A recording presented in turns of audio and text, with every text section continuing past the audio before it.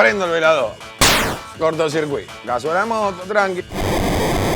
Me voy a la ferretería, le digo. ¿Me das uno de esos cosos que hace para el velador? El tipo me la da. ¿Cómo lo cambio? Le digo. Páseme, se me saca la perilla, pone el repuesto.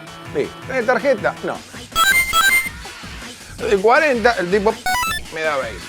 Me tiene que dar 30, le digo. Y el tipo empieza con el IVA, que te doy 20. 20.